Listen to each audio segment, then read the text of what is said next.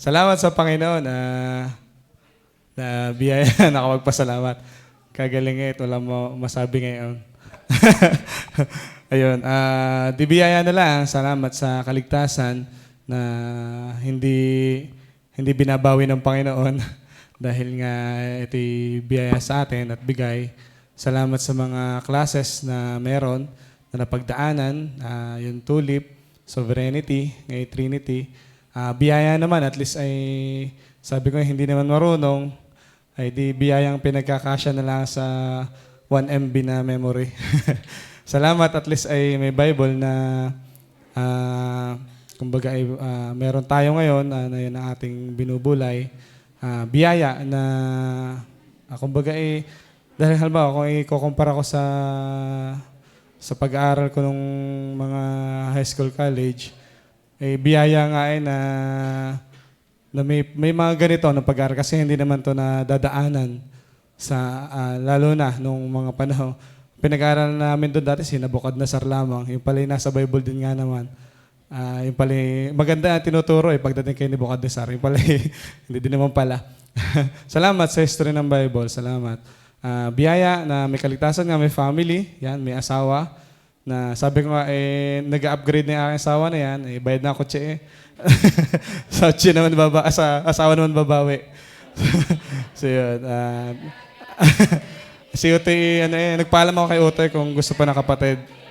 Gusto daw Sabi ko, isa lang. Gusto yung dalawa. Ang maganda pa nito, bibigyan daw si Tita Bebe. Sabi ko, hindi, Shopee lang binibili Utoy. Sana nawa ay si Utoy ay pinagpe-pray ko everyday na maagang makakilala sa Panginoon. At yun ay advantage kasi yun bilang isang Kristiyanong magulang, ay talagang yun ay panalangin kong inam na sana ay maagang makakilala.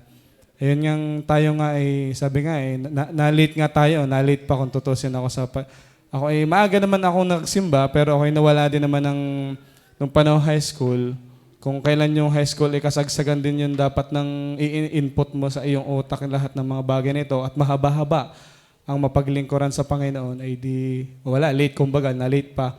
Pero sabi ko, kay Utoy, sana ay masapulan, makakilala agad sa Panginoon, magamit agad ng sapul at alam naman natin bilang isang Kristiyano na hindi makukuha sa secular yung mga bagay na meron tayong binubuli ngayon, meron tayong yung mga nararanasan natin ngayon na ultimong yung pag-iwas natin sa kasalanan, minsan-minsan lang ay sinusunggaban, at least ay hindi lagi. So yun, biyaya kasi na nasa church talaga, tunay ako ay lumaki din na nasa church, ay biyaya sa akin. Hanggang ngayon, kami isang family, sabi ko nga nung una-una nagbababag-babag pa, ngayon sanay na.